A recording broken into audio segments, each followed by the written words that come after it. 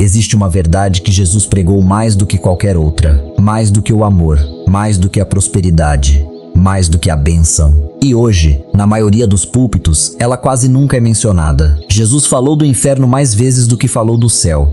Deixa isso entrar por um momento. O homem mais amoroso que já pisou nesta terra, aquele que abraçava crianças e curava os doentes, foi também o que mais avisou sobre o inferno. Ele descreveu esse lugar com detalhes que arrepiam, com sons, com trevas, com fogo, com uma realidade tão concreta que é impossível ler as palavras dele e achar que era só uma metáfora. Pare e pense no peso disso, porque é um dos fatos mais ignorados sobre Jesus. Quando as pessoas imaginam Jesus, pensam no pastor gentil, no mestre do amor, naquele que dizia para amarmos os inimigos e perdoarmos 70 vezes 7. E ele era tudo isso, sim. Mas o mesmo Jesus, com a mesma boca que pronunciou as palavras mais doces da história, pronunciou também as advertências mais sérias. Não houve ninguém, em toda a Bíblia, que falasse do juízo com mais frequência e mais intensidade do que ele. Nem os profetas do Antigo Testamento, nem os apóstolos depois dele. Foi Jesus, o próprio Jesus. E isso deveria nos fazer parar. Porque se o mais amoroso de todos foi também o que mais avisou, então esse aviso não pode ser separado do amor. Os dois vêm juntos. Fazem parte da mesma mensagem. E qualquer versão de Jesus que fique só com a doçura e jogue fora a advertência não é o Jesus real. É um retrato pela metade. E ainda assim, essa parte da mensagem dele foi ficando de lado, suavizada, silenciada, escondida atrás de mensagens mais confortáveis, mais agradáveis, mais fáceis de ouvir. Não porque as palavras de Jesus mudaram, mas porque se tornou desconfortável repeti-las. Neste vídeo eu vou te mostrar exatamente o que Jesus disse sobre o inferno. Com as palavras dele, não as minhas. Os detalhes que ele revelou. Por que essa verdade foi sendo abafada? E principalmente, por que ele falou tanto sobre isso? Porque o motivo vai contra tudo o que você imagina. Jesus não falou do inferno para te assustar. Ele falou por uma razão que, quando você entender, vai mudar a forma como você enxerga o amor dele. Fica comigo até o fim, porque a última coisa que Jesus revelou sobre esse tema não é sobre condenação, é sobre o resgate. E é a parte mais bonita de tudo. Mas para entender por que ele falou tanto, você primeiro precisa ouvir o que ele realmente disse, sem suavizar, exatamente como está escrito. Vamos começar pelas próprias palavras de Jesus, não por interpretações, não por tradições, pelo que está escrito nos evangelhos, saindo diretamente da boca dele. Jesus usou uma palavra específica para se referir ao lugar do juízo. No idioma da época, ele falava de um lugar chamado Guena, e essa referência não era abstrata. Gena era um vale real, do lado de fora de Jerusalém, um lugar amaldiçoado, onde antigamente aconteciam as coisas mais horríveis e que na época de Jesus era usado como um lixão que queimava sem parar. Um lugar de fogo perpétuo, de fumaça constante, de podridão. Quando Jesus falava do juízo, ele apontava para aquela imagem que todos conheciam, um fogo que não se apaga. E vale a pena entender por que aquele vale era tão amaldiçoado. Porque isso torna a escolha da palavra de Jesus ainda mais poderosa. Séculos antes, aquele vale tinha sido palco das práticas mais abomináveis que um povo pode cometer.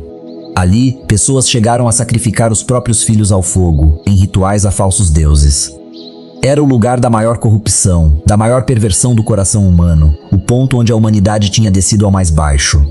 Por isso ficou marcado como um lugar maldito, abandonado, transformado depois num depósito de lixo que ardia dia e noite. Então, quando Jesus escolheu essa palavra, ele estava dizendo algo profundo. Ele estava ligando o destino final da rebelião contra Deus àquele lugar de corrupção extrema e fogo perpétuo. Não era uma escolha aleatória. Era uma imagem que todos os que o ouviam entendiam imediatamente, com um arrepio, porque conheciam a história daquele vale. Jesus usava o que era concreto e conhecido para descrever o que era eterno e temível. E ele foi específico. Jesus disse que era melhor entrar na vida sem uma mão, sem um pé ou sem um olho, do que ser lançado inteiro naquele lugar. Ele usou uma linguagem chocante de propósito. Ele disse: se a tua mão te faz tropeçar, corta. É melhor entrar na vida mutilado do que, com as duas mãos, ir para o lugar onde o fogo nunca se apaga. Pare e pense na intensidade dessas palavras. Isso não é uma sugestão suave. É um homem alertando com toda a força que aquele lugar é tão sério que valeria qualquer sacrifício para evitá-lo. Ele não estava sendo cruel. Estava sendo honesto sobre algo que ele levava a sério de verdade. E note que ele não estava mandando ninguém se mutilar de verdade. Ele estava usando um exagero deliberado para gravar uma verdade. Nada nesta vida, nem o que você mais preza, vale a pena se te custar a eternidade. Se algo está te puxando para longe de Deus, por mais valioso que pareça, largar isso vale infinitamente mais do que mantê-lo. E Jesus descreveu esse lugar com 3 características que se repetem nas palavras dele. A primeira é o fogo, um fogo que ele chamou de eterno, que não se apaga. A segunda é a escuridão. Ele falou das trevas exteriores, um lugar de escuridão total, o que é uma imagem perturbadora, porque como pode haver fogo e escuridão ao mesmo tempo? É uma escuridão que o fogo não ilumina, uma solidão que a chama não aquece. E a terceira característica é o som. Jesus falou repetidamente do choro e do ranger de dentes, um lugar de lamento sem fim, de arrependimento tarde demais, de angústia que não cessa. Fogo, trevas e choro. Essas 3 imagens aparecem uma e outra vez nas palavras de Jesus, não numa passagem isolada, mas espalhadas por vários momentos do ensino dele. Ele voltava a esse tema com frequência, como quem insiste num aviso importante que não quer que ninguém ignore. E existe uma 4ª imagem que Jesus usou, ainda mais perturbadora, e que quase ninguém conhece.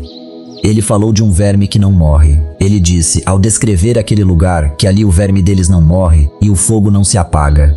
E ele repetiu essa frase, insistindo nela, como quem quer gravá-la na memória de quem ouve. Pare para pensar no que significa um verme que não morre. É uma imagem de corrupção que nunca termina, de algo que rói, que consome, que devora, sem nunca parar, sem nunca completar a obra. Muitos entendem essa imagem como o remorso eterno.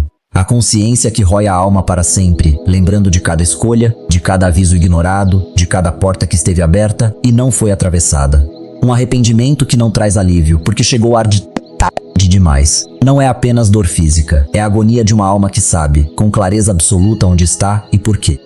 E junte isso com a imagem das trevas exteriores. Jesus repetiu essa expressão várias vezes. As trevas de fora, um lugar de fora. Fora do quê? Fora da presença de Deus, fora da luz, fora do amor, fora de tudo que dá sentido à existência. E talvez essa seja a essência mais profunda daquele lugar. Não é principalmente o fogo, é a separação. É estar completamente, eternamente, irremediavelmente longe da fonte de toda a vida e de todo o bem. É a solidão absoluta, o abandono total.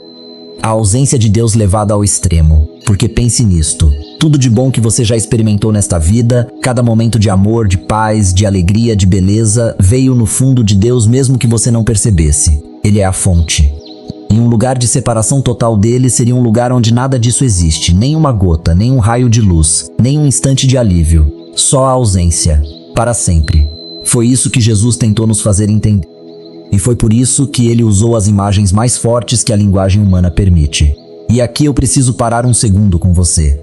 Se você chegou até este ponto, você já é diferente da maioria. A maioria prefere não ouvir sobre isso. Prefere as mensagens confortáveis, que não incomodam. Mas você está aqui, encarando a verdade completa, mesmo a parte difícil.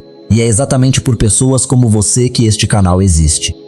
Aqui a gente não tem medo de pregar a mensagem inteira. Aqui é doce e aqui é dura, porque as duas vêm da boca do mesmo Jesus que te ama. Se inscreve agora e ativa o sininho, porque a gente vai continuar abrindo as verdades que quase ninguém tem coragem de tocar. É um clique, e ele te coloca do lado de quem busca a verdade completa, não só a parte confortável.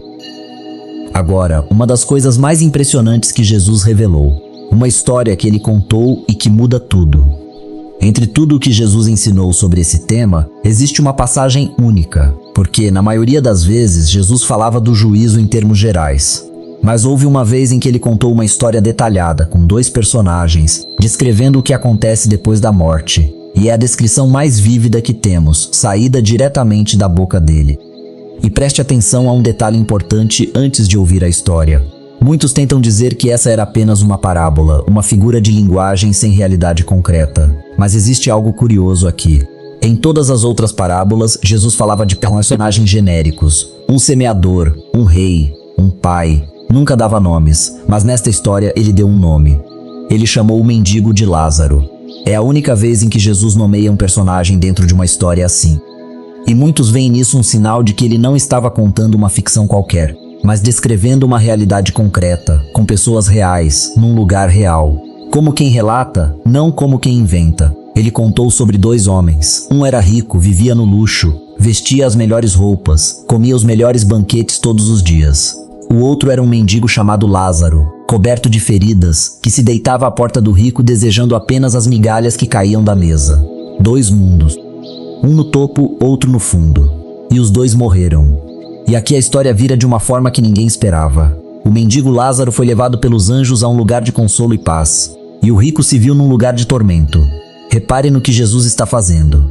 Ele está desmontando a ideia de que a prosperidade nesta vida é sinal de aprovação de Deus e que o sofrimento é sinal de rejeição. Ele inverte tudo. O que o mundo valorizava, o rico acabou no tormento. O que o mundo desprezava, o mendigo acabou no consolo. E a diferença não foi o dinheiro em si, foi o coração. O rico viveu para si mesmo, indiferente ao sofrimento que estava literalmente à sua porta. E essa indiferença revelou um coração longe de Deus. E então Jesus descreve o rico naquele lugar de tormento. E os detalhes são de arrepiar. O rico ergue os olhos em meio ao sofrimento e vê Lázaro ao longe no lugar de paz. E ele clama, ele pede misericórdia. Ele implora por uma única gota de água para refrescar a língua, porque ele diz, estou atormentado nesta chama. Ouça os detalhes que Jesus incluiu. Consciência. O rico está plenamente consciente, lembra da vida que viveu, reconhece Lázaro, raciocina. Memória. Ele se lembra de tudo. Desejo. Ele anseia por alívio, mesmo o menor possível, uma gota. E sofrimento real. A chama, a sede, o tormento. Jesus não descreveu um lugar de inconsciência, de sono, de nada. Ele descreveu um lugar de plena consciência, e isso é o que o torna tão terrível. E há um detalhe ainda mais perturbador. O rico, no tormento, se lembra dos irmãos que ainda estão vivos e implora que alguém os avise, que alguém volte para preveni-los, para que eles não venham parar naquele lugar. Pela primeira vez na história, o rico pensa em outra pessoa. Tarde demais, ele desenvolve compaixão. E a resposta que ele recebe é que os vivos já têm os avisos que precisam, já têm a palavra. Já tem a verdade. Se não ouvirem enquanto há tempo, nem alguém voltando dos mortos os convenceria. E existe um detalhe nessa história que é talvez o mais definitivo de todos. Quando o rico implora por alívio, a resposta que ele recebe menciona algo terrível. Um grande abismo. Foi dito a ele que, entre o lugar de tormento e o lugar de consolo, havia um abismo tão grande que ninguém podia atravessar de um lado para o outro, nem mesmo que quisesse. Um abismo intransponível, fixo, definitivo. Pare e sinta o peso dessa palavra. Abismo. A história de Jesus está dizendo que depois de um certo ponto, a escolha se torna permanente. Não há travessia, não há segunda decisão do outro lado. Aquilo que foi decidido em vida, ali se torna eterno. E é justamente isso que torna o tempo de agora tão precioso. Porque o abismo só se fixa depois. Enquanto você está vivo, enquanto você respira, enquanto você ouve estas palavras, ainda não há abismo nenhum entre você e Deus. Ainda há uma ponte. Ainda a travessia. O abismo é a razão pela qual o hoje importa tanto. E repare numa coisa sobre o rico que parte o coração. Ele não pede para sair. Talvez ele já soubesse que não podia. Ele pede 2 coisas apenas. Uma gota de água para si e um aviso para os irmãos. Alívio e prevenção. E as 2 coisas lhe são negadas, não por crueldade, mas porque já era tarde. A gota não podia atravessar o abismo. E os irmãos já tinham todos os avisos de que precisavam. Eles só precisavam ouvir. Enquanto havia tempo. Guarde essa história, porque ela é a prova de que Jesus não tratava esse tema como símbolo. Ele contou uma narrativa concreta, com detalhes concretos sobre uma realidade que ele levava absolutamente a sério. Deixa eu te fazer uma pergunta direta, de coração para coração. Você já tinha ouvido essa mensagem completa antes, com toda essa seriedade, ou só tinha ouvido a parte mais confortável? Se este vídeo está te mostrando algo que você não ouvia há muito tempo, escreve a palavra verdade aqui nos comentários. Eu quero saber quantas pessoas sentem falta da mensagem completa. E se este vídeo está tocando o seu coração, deixe o seu like, porque é isso que faz essa verdade alcançar mais gente que precisa ouvi-la. E essa história de Lázaro não foi a única vez que Jesus tocou nesse tema. Longe disso. Ele voltou a ele repetidamente, de formas diferentes, em parábolas que muita gente conhece sem perceber que falam justamente disso. Ele contou a parábola do trigo e do joio, um campo onde cresceram juntos o trigo bom e uma erva daninha plantada pelo inimigo. E Jesus explicou que no fim viria a colheita, e o joio seria separado do trigo e lançado no fogo. Ele mesmo interpretou a parábola, dizendo que a colheita é o fim dos tempos, e que os anjos separariam os que praticam a maldade, lançando-os na fornalha ardente, onde haveria choro e ranger de dentes. De novo, as mesmas imagens: o fogo, o choro, a separação. Ele contou a parábola da rede. uma rede lançada ao mar que recolhe peixes de todo tipo. E depois, os pescadores separam os bons dos ruins. E Jesus explicou: assim será no fim dos tempos. Os anjos virão, separarão os maus dos justos e os lançarão na fornalha. As mesmas palavras, a mesma seriedade. Ele contou a parábola das 10 virgens, onde 5 estavam prontas e 5 não, e a porta se fechou para as que não estavam. Contou a parábola dos talentos, onde o servo que desperdiçou o que recebeu foi lançado nas trevas exteriores. Contou a história do banquete, onde um convidado sem a veste adequada foi expulso para as trevas. Uma e outra vez, o mesmo tema, as mesmas imagens, o mesmo aviso. Percebe o padrão? Isso não foi um deslize ocasional de Jesus. Não foi uma frase isolada dita num momento de rigor. Foi um tema recorrente, central, ao qual ele voltava constantemente, de ângulos diferentes, com insistência. Ele realmente queria que essa verdade fosse ouvida. E é justamente por ser tão recorrente na boca dele que se torna tão estranho que seja tão raro nos púlpitos de hoje. Agora, a pergunta que incomoda: por que essa parte da mensagem de Jesus foi sendo abafada? E aqui eu preciso ser cuidadoso e justo, porque essa pergunta pode ser respondida de um jeito raso e acusatório, ou de um jeito honesto. E eu vou pelo caminho honesto. Não se trata de acusar pessoas específicas. Não se trata de apontar o dedo para este ou aquele. Trata-se de reconhecer uma tendência que foi se espalhando ao longo do tempo. A tendência de suavizar a mensagem, de ficar só com as partes agradáveis, de pregar um evangelho mais leve, mais fácil de ouvir, mais confortável, mais popular. E por que isso acontece? Por várias razões humanas e compreensíveis. Falar do juízo não enche igrejas, não anima ninguém, não gera aplausos. É muito mais fácil e mais agradável pregar sobre bênção, sobre prosperidade, sobre conquista, sobre uma vida melhor aqui e agora. As pessoas gostam de ouvir que tudo vai dar certo. Não gostam de ouvir que existe uma escolha séria com consequências eternas. E existe uma pressão cultural real. Vivemos numa época que evita o desconforto a todo custo. Uma época que trata qualquer verdade dura como intolerância, qualquer aviso sério como negatividade. Então, aos poucos, a mensagem foi sendo aparada. As partes difíceis foram sendo removidas, e ficou um evangelho pela metade. Só a doçura, sem a seriedade, só o conforto, sem o chamado. Mas aqui está o problema. Um evangelho pela metade não é o evangelho de Jesus, porque o mesmo Jesus que falou do amor falou do juízo.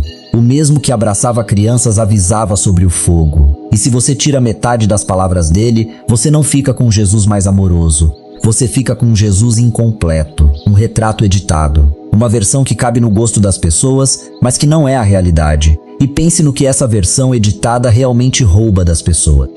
À primeira vista, parece mais gentil pregar só a doçura. Mas repare no que se perde. Se não existe perigo real, então a cruz perde o sentido. Por que Jesus morreria de forma tão brutal para nos salvar de algo que nem seria tão grave? A seriedade do juízo é justamente o que revela a grandeza do que ele fez na cruz. Tire o perigo, e você esvazia o resgate. Um evangelho sem juízo transforma a cruz de um ato de amor incompreensível num gesto exagerado e sem propósito. E há algo ainda mais sério. Um evangelho pela metade não prepara ninguém. É como um pai que, por não querer assustar o filho, nunca o avisa sobre o fogo do fogão, sobre os carros na rua, sobre os perigos reais do mundo. Esse pai não é mais amoroso. Ele está deixando o filho desprotegido. O amor verdadeiro avisa. O amor verdadeiro prepara. O amor verdadeiro diz a verdade completa, mesmo quando é difícil, porque se importa mais com o bem da pessoa do que com o próprio conforto ao falar. E o mais irônico é isto. Remover o aviso não é um ato de amor, é o contrário. Se existe um perigo real, o silêncio sobre ele não é bondade, é negligência. O médico que esconde um diagnóstico grave para não incomodar o paciente não está sendo gentil, está falhando com ele. E foi justamente por amor que Jesus não escondeu. Ele avisou porque se importava. E isso nos leva ao coração de tudo. A razão pela qual Jesus falou tanto sobre esse tema. E ela vai mudar a forma como você entende tudo o que ouviu até aqui. Por que Jesus, o mais amoroso de todos, falou tanto do juízo? A resposta está numa única palavra: amor. E eu sei que à primeira vista isso parece uma contradição. Como é que falar do fogo, das trevas e do choro pode ser um ato de amor? A nossa cultura ensinou que amar é sempre dizer coisas agradáveis, nunca incomodar, nunca alertar. Mas isso não é amor de verdade. Isso é apenas o desejo de ser agradável. O amor de verdade, o amor mais profundo, às vezes precisa dizer o que dói, justamente porque se importa demais para ficar calado. Pense na diferença entre duas pessoas. Uma te vê caminhando em direção a um penhasco no escuro e não diz nada, para não te incomodar, para não parecer negativa, para que você continue gostando dela. A outra grita, corre, te agarra pelo braço, mesmo que isso te assuste, mesmo que você fique bravo com ela por um momento. Qual das duas te ama de verdade? A resposta é óbvia. O silêncio da primeira parece gentileza, mas é indiferença disfarçada. O grito da segunda parece agressão, mas é amor em ação. Jesus foi a segunda pessoa, sempre. Pense comigo. Se você visse uma ponte quebrada mais à frente e visse carros se aproximando dela em alta velocidade, o que o amor faria? O amor gritaria. O amor avisaria com toda a força. O amor faria de tudo para parar aqueles carros. O silêncio nesse momento não seria educação. Seria crueldade. O aviso é o ato de amor. Foi exatamente isso que Jesus fez. Ele viu o perigo real. Ele conhecia a realidade eterna melhor do que ninguém. E porque amava, avisou. Cada palavra dele sobre o juízo foi um grito de amor. Um alerta desesperado de alguém que via a ponte quebrada e não queria que ninguém caísse nela. E pense em quem estava avisando. Não era um estranho distante, indiferente. Era aquele que, segundo as escrituras, criou cada uma dessas pessoas, que conhecia cada uma pelo nome, que chorou diante do túmulo de um amigo, que teve compaixão das multidões, que abraçou os que ninguém tocava. Esse mesmo Jesus, cheio de ternura, foi o que mais avisou sobre o juízo. E isso não é contradição. É a prova de que o aviso vinha do coração mais amoroso que já existiu. Imagine um pai vendo o filho pequeno correr em direção a uma piscina funda sem saber nadar. O que esse pai faz? Ele grita. Ele corre. Ele faz o que for preciso. E se para salvar o filho ele precisar gritar de um jeito que assuste a criança, ele vai gritar.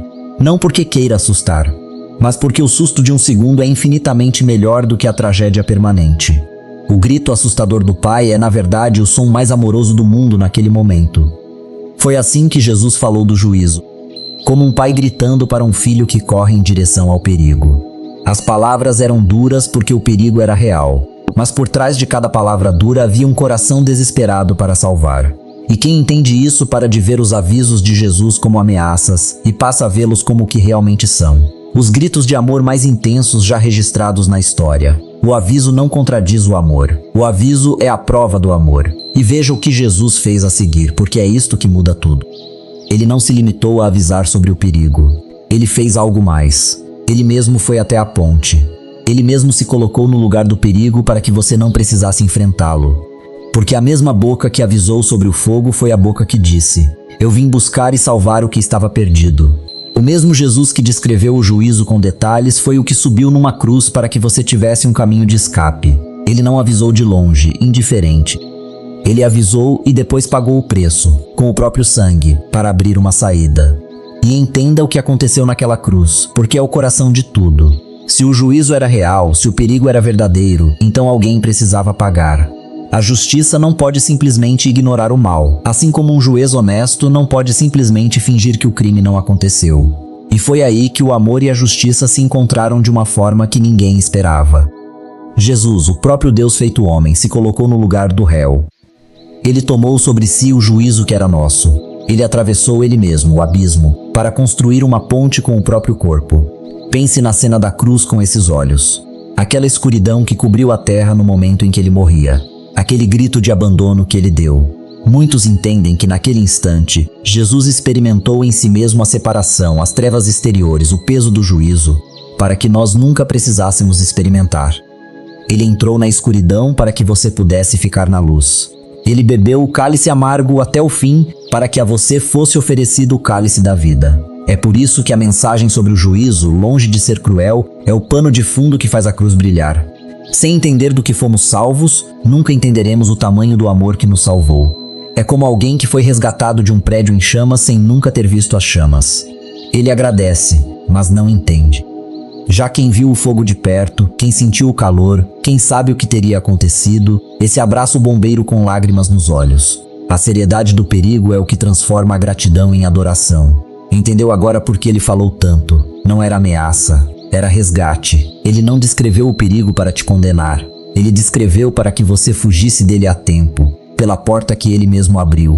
Toda a seriedade do aviso existe por causa da grandeza do amor. Quanto mais real o perigo, mais precioso o resgate. E é por isso que essa mensagem, mesmo a parte dura, é na verdade a mais bonita de todas. porque ela termina não no fogo, mas numa cruz. Não na condenação, mas numa mão estendida. Não no que você merecia, mas no que ele pagou por você. E aqui está a notícia mais importante deste vídeo inteiro. Enquanto você ouve estas palavras, a saída ainda está aberta. A ponte que Jesus construiu com a própria vida ainda está de pé. E não importa o que você fez, não importa o quanto você se afastou, não importa há quanto tempo você não para orar, a porta do resgate continua aberta e ela tem o seu nome nela. O rico da história de Jesus não teve uma segunda chance. Ele implorou tarde demais para que seus irmãos fossem avisados. E aqui está a coisa mais impressionante. Você é um desses irmãos. Você está recebendo, agora, o aviso que ele desejou desesperadamente que sua família recebesse. Você está do lado certo do tempo, ainda há tempo. Você ainda pode escolher. E talvez você esteja se perguntando: está bem, mas o que significa, na prática, atravessar essa ponte? Não é complicado, e é justamente por ser simples que muita gente tropeça, achando que precisa ser difícil. Atravessar a ponte não é tornar-se perfeito primeiro. Não é limpar a própria vida antes de se aproximar de Deus. Se fosse assim, ninguém atravessaria, porque ninguém consegue se limpar sozinho. Atravessar é o contrário. É vir exatamente como você está, com toda a sujeira, com todo o peso, com toda a história, e entregar isso àquele que já pagou o preço. É reconhecer que você não consegue se salvar e aceitar o resgate que ele oferece de graça. O primeiro passo é reconhecer, simplesmente admitir a verdade diante de Deus. Senhor, eu errei, eu me afastei, eu preciso de ti. Não é preciso listar cada falha, Deus já as conhece. É preciso apenas parar de fingir que está tudo bem e admitir a necessidade real que existe dentro de você. O segundo passo é crer. Crer que Jesus fez o que disse ter feito, que ele tomou o teu lugar, que a ponte está de pé, que a saída é real e é para você. Não uma crença apenas da cabeça, mas uma confiança do coração que se entrega, que se apoia, que descansa naquilo que ele fez. E o terceiro passo é caminhar. Depois de atravessar, começa a caminhada. E caminhar com Deus não é uma explosão de um único dia. É a soma de pequenos passos diários. Um momento de silêncio com Ele pela manhã. Uma oração no meio do dia. Uma decisão de fazer o certo quando ninguém vê. Voltar, depois de cada tropeço, sem desistir. É assim que se vive do outro lado da ponte. Não com perfeição, mas com direção. E o mais lindo é isto. No instante em que você atravessa, tudo o que Jesus avisou sobre o perigo deixa de ser sobre você. O abismo já não te ameaça, porque você está do lado seguro, sustentado por aquele que se tornou a ponte. E é por isso que a mensagem termina não em medo, mas em paz. Não em tremor, mas em descanso. Você não precisa mais temer o fogo quando já está nos braços de quem te resgatou dele. Então, se hoje o seu coração foi tocado, não deixe esse momento passar. Não trate isso como mais um vídeo. Para agora, em silêncio, onde quer que você esteja. E fala com Deus. Não precisa de palavras bonitas. Ele não está esperando um discurso perfeito. Está esperando um coração sincero. Diz apenas isso. Senhor, obrigado por não teres escondido a verdade de mim. Obrigado por teres me avisado e por teres aberto a saída com a tua própria vida. Eu quero atravessar a ponte que tu construíste. Eu quero caminhar contigo. A partir de hoje, se você fez essa oração, mesmo em pensamento, algo mudou neste instante. Você atravessou. E eu quero celebrar isso com você. Escreve aqui embaixo a palavra atravessei. Não por mim, mas como um marco para você mesmo. Um registro do dia em que você escolheu o caminho da vida. E toda vez que voltar a este vídeo e ver o seu comentário, vai lembrar do momento em que escolheu. E não se preocupe se você não sentiu uma emoção avassaladora ao orar. A travessia nem sempre vem com lágrimas ou arrepios. Às vezes é apenas uma decisão quieta, tomada em silêncio, quase sem sentir nada. O que importa não é a intensidade do sentimento, é a sinceridade da decisão. Deus não olha para os fogos de artifício, Ele olha para o coração. E um coração que sinceramente diz sim a Ele, mesmo em silêncio, mesmo sem sentir nada de especial, foi ouvido, foi recebido, atravessou. E a partir de amanhã e do dia seguinte, você constrói sobre essa decisão. Um passo de cada vez, uma oração de cada vez, sem pressa, sem perfeição, mas sem parar. É assim que se vive do outro lado da ponte, não com uma explosão única, mas com uma caminhada diária que começou hoje, com este sim. E se essas palavras te tocaram, pensa em quantas pessoas ao seu redor nunca ouviram a mensagem completa, que só ouviram a parte confortável e nunca receberam o aviso que poderia salvá-las. Aquele amigo, aquele familiar, aquela pessoa que você ama, seja como Jesus. Avise por amor. Compartilhe este vídeo com ela agora. Você pode ser exatamente o aviso que ela precisava receber a tempo, o irmão que leva a mensagem que o rico desejou que sua família recebesse. Um único vídeo compartilhado no momento certo pode mudar o destino eterno de alguém. E não pense que compartilhar é forçar religião sobre alguém.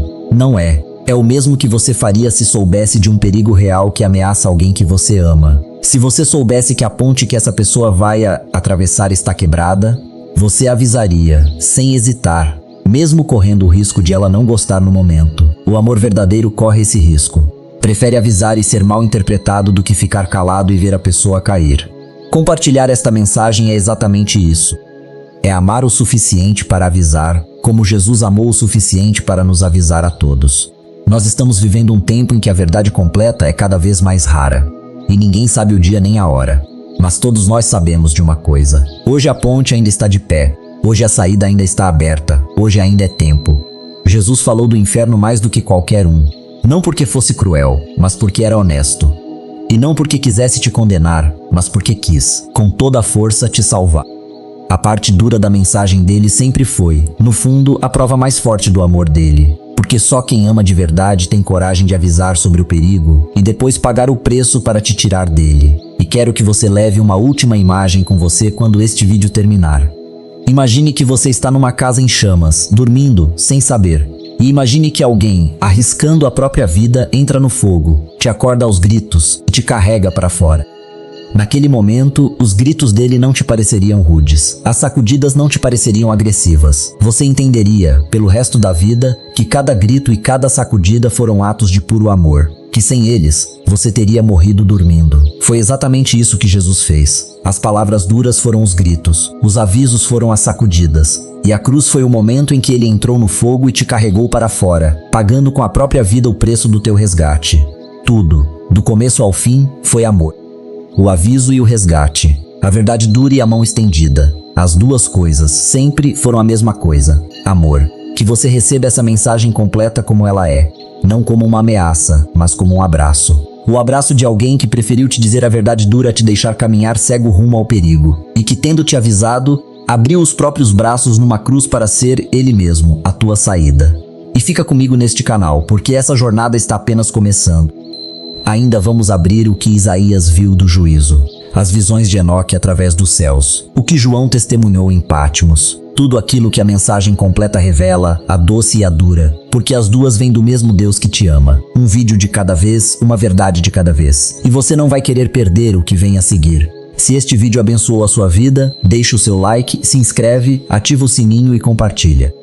Não pelos números, mas porque cada pessoa que ouvir a mensagem completa pode encontrar a saída a tempo, assim como você talvez tenha encontrado hoje. Jesus não te escondeu a verdade. Ele te amou o suficiente para te avisar e o suficiente para morrer no teu lugar. E hoje, essa verdade completa chegou até você. A ponte ainda está de pé. A escolha é sua. Que a paz de Deus, aquela que excede todo o entendimento, guarde o seu coração e a sua mente.